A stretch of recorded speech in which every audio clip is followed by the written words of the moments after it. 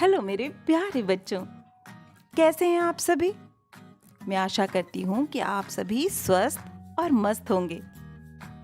आज हम कौन सी कहानी सुनने जा रहे हैं? मरता क्या ना करता। तो चलिए सुनते हैं कहानी। बहुत पहले हमारे गांव में राजन पंडित रहते थे। राजन पंडित थे तो बहुत गरीब, लेकिन उन्हें दानी कहलाने का शौक था। वे रोज 2-3 लोगों को अपने घर खाना खिलाने ले आते, चाहे घर में खाने को पर्याप्त हो या नहीं। दूसरों को खाना खिलाना वे अपना धर्म समझते थे। उनकी पत्नी शीला को उनकी यह आदत पसंद नहीं थी, पर वह किसी न किसी तरह घर चलाया करती थी। पड़ोसियों से कभी चावल उधार लाती तो कभी सब्जी। एक दिन उसने सोचा कि इस तरह कब तक काम चलेगा। पड़ोसी भी उससे नाराज होते हैं। उन्हें विश्वास ही नहीं होता कि वह सचमुच इतनी गरीब है, क्योंकि वे रोज मेहमानों को आते और खाते देखते थे। बेचारी की मदद करने वाला कोई नहीं था। कितनी ही बार तो वह कई कई दिनों तक भूखी रह जाती। जब उससे और नहीं सहा गया तो उसने पति से बात करने का फैसला किया। उसने राजन से कहा, आप हर रोज किसी न किसी को ले आते हैं। अपने भोजन में से दूसरों को खिलाना अच्छी बात है, पर आपने कभी यह भी पूछा कि खाना पूरा भी पड़ेगा या नहीं? हम ठहरे गरीब, जो रूखा सूखा जुटता भी है वह हम दोनों के पेट भरने को काफ़ी नहीं होता। फिर दूसरों के लिए रोज़ रोज़ कहाँ से आएगा? मैं अपना हिस्सा उनको खिला देती हूँ और खुद भूखी रह जाती हूँ। मुझसे अब और नहीं सहा जाता। अब लोगों को घर बुलाना बंद कर दें।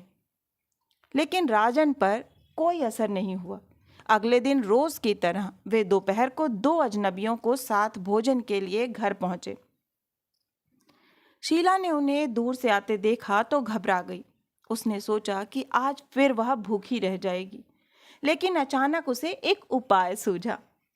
राजन ने मेहमानों से हाथ जोड़कर कहा, आप बैठिए, मैं अभी मुंह हाथ धोकर आता हूँ। उनके जाने के बाद शीला धान कूटने का मूसल उठा लाई और उसे दीवार के सहारे टिका दिया। उसके बाद उसने दीप जलाकर मूसल के आगे रख दिया। मूसल के चारों ओर 2-4 फूल भी डाल दिए और उसके सामने हाथ जोड़कर बैठ गई। वह ऐसी जगह बैठी जहां से अतिथि उसे देख सकें।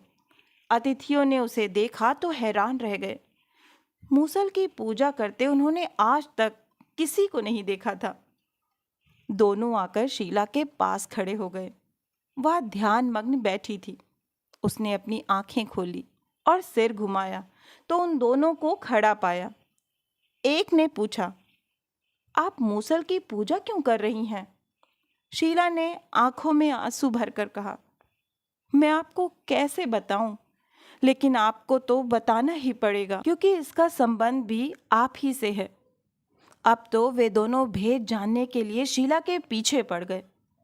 शीला ने कहा, पहले आप वादा कीजिए कि आप मेरे पति को कुछ नहीं बताएंगे।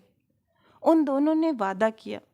शीला ने कहा, मेरे पति दानी आदमी हैं। वे मेहमानों को घर बुलाकर खाना खिलाते हैं और खिलाने के बाद उन्हें इसी मूसल से खूब पीटते हैं। कहते हैं यही उनका धर्म है। मैं खाना तो बनाती हूँ, लेकिन मारने पीटने से मेरा कोई संबंध नहीं। मैं मूसल की पूजा इसलिए कर रही हूँ कि मुझे पाप ना लगे। अब तो अतिथि बहुत चकराए। उन्होंने एक दूसरे की ओर देखा और इशारों ही इशारों में कहा कि यहाँ से चुपचाप खिसक जाने में ही भलाई है। दोनों पीछे के दरवाजे से निकल भागे।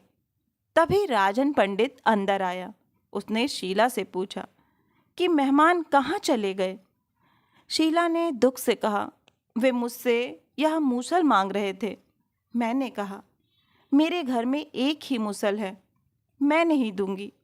बस वे नाराज होकर चले गए। पंडित गुस्से से चिल्लाया, तुमने मेरे मेहमानों का अपमान कर दिया। लाओ मूसल, मैं उन्हें दे आता हूँ। पत्नी के हाथ से मूसल छीनकर वह अतिथियों के पीछे दौड़े। दोनों काफी आगे निकल गए थे। उन्होंने राजन पंडित को गुस्से में मूसल उठाए पीछे आते देखा तो बोले, देखो वह आ रहा है, हमें मारने आ रहा है।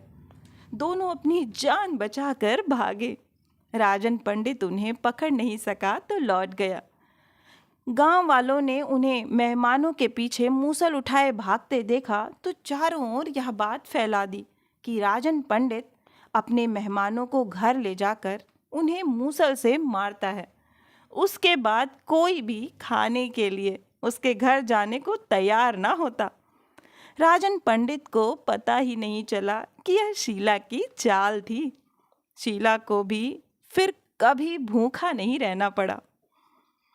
तो बच्चों, कैसी लगी आपको कहानी? मुझे पक्का पता है कि आपको ये कहानी बहुत ही पसंद आई होगी। अगर कहानी पसंद आई है तो अपने दोस्तों के साथ शेयर करिए। और अगर आप इसी तरह की मनोरंजक कहानियाँ सुनना चाहते हैं तो इस चैनल को सब्सक्राइब करें। फिर मिलती हूँ इसी तरह की मनोरंजक कहानियों के साथ। तब तक के लिए आप सभी अपना खास ख्याल रखें। Bye bye.